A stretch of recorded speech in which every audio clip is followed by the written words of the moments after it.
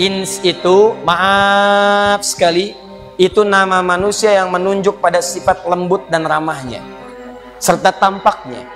18 kali disebutkan dalam Al-Quran. Kalau disebutkan ins, disebutkan lawannya jin. Ya ma'syaral jinni wal wa ma khalaqtul jinna wal.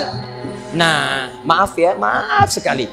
Kenapa sering disandingkan jin dengan ins? Kata Binti Syati, awas, penulis kitab Al-Quran wa Qadayal Ummah, begitu disebutkan kalimat ini dalam Al-Quran, hati-hati. Kenapa jin sering disandingkan dengan ins? Begitu jin muncul, ins muncul. Karena dua-duanya memiliki makna yang bertolak belakang. Jadi kalau ada jin punya makna 3, maka ins punya 3 makna. Contoh, jin makna pertamanya hal yang tersembunyi. Semua yang tersembunyi dalam bahasa Arab, maka kalimatnya tidak akan jauh dari huruf jim dan nun. Bisa, dalam tubuh seorang perempuan ada rahim, di dalamnya ada janin. Jim dengan nun. Kenapa disebut janin? Karena janin tersembunyi dalam perut seorang perempuan, tidak nampak ke permukaan. Apa ada ibu yang mengandung kemudian kandungannya transparan kelihatan dari luar? Ibu itu kayaknya perempuan ya, tahu dari mana? Tuh nampak rambutnya. Janin. Tempat kita di akhirat surga. Apa bahasa Qurannya?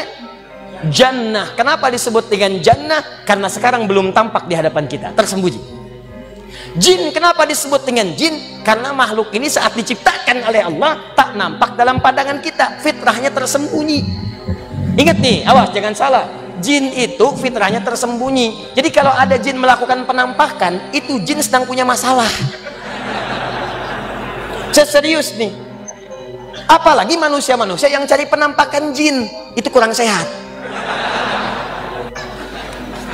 Makanya ketika Allah menciptakan kita disebut ins, sesuatu yang tampak. Silakan cek, jin lahiran nggak pernah kelihatan bayinya, manusia lahiran tampak bayinya. Tidak pernah ada perempuan lahiran suaranya kedengaran, sosoknya nggak ada. Mana bayinya? Saya juga nggak tahu. Tampak. Makanya kalau manusia yang suka tampak kelihatan, tiba-tiba sering bersembunyi. Masuk kantor sembunyi-sembunyi, masuk rumah pulang malam sembunyi-sembunyi, ke masjid datang sembunyi-sembunyi, duduk dekat kotak infak. Maka ini menunjukkan manusia itu sama dengan bukan, sama dengan sedang keluar dari fitrahnya. Itu pasti manusia sedang punya persoalan dalam hidupnya. Jin disebut jin, makna keduanya, maaf, satu dorongan yang seringkali menumbuhkan sikap kasar, tidak lembut. Makanya silakan Anda cek, jin itu kalaupun melakukan penampakan, maka nggak ada yang lembut. Ya, mohon maaf, tidak pernah ada sejarah jin melakukan penampakan tiba-tiba jadi lembut. Mohon maaf Ustadz, orang kemasukan jin nih, tiba-tiba lembut. Boleh nggak saya ikut pengajian sab pertama? Tidak ada. Orang kalau sudah kemasukan jin, kalau tidak mulutnya kemudian meracau, maka tindakannya mengacau. Sebaliknya manusia disebut dengan ins karena punya asli kata dari kata anisah atau al-anusah atau al-insiyah. Apa artinya? Sosok yang melahirkan kelembutan dan sifat ramah. Karena itu kalau ada manusia yang tadinya ramah, lembut, tiba-tiba berubah jadi kasar, pandangannya tidak baik, tangannya kasar, kakinya kasar, itu artinya ada yang salah dengan pengaruh sekitarannya sehingga membuat dia kehilangan fitrah hidupnya. Makanya orang yang benar-benar baik itu kalau terlahir sebagai manusia, begitu melakukan tindakan yang kasar, yang kotor, maka hati kecil pasti menolak. Nggak percaya silahkan. Anda kalau kita bersih nggak pernah berbuat salah, tiba-tiba terpikir berbuat salah, pulang dari sini tiba-tiba pengen coba pakai sendal orang lain. Begitu mau dipakai, maka hati kecilnya akan mengatakan, itu bukan punya kamu, tinggalkan. Bagaimana kalau saat kamu pakai, kamu diwafatkan oleh Allah Subhanahu wa Ta'ala? Makanya kata para ulama, kalau Anda ingin terfikir berbuat maksiat, bayangkan seketika akan wafat. Itu cara paling cepat meninggalkan maksiat yang dimaksudkan. Maka kalau orang sudah tidak berfungsi bagian diri kebaikannya, banyak berbuat maksiat, maka tidak ada lagi suara hati kebaikan-kebaikannya. Itu akibat pengaruh pergaulan sekitarannya. Begitu mau keluar masjid, langsung hatinya berkata, jangan lakukan, itu bukan punya kamu yang lebih bagus yang itu tuh, yang ini tinggalkan. Ini menunjukkan ada yang salah dalam dirinya. 4, disebut dengan Bani Adam.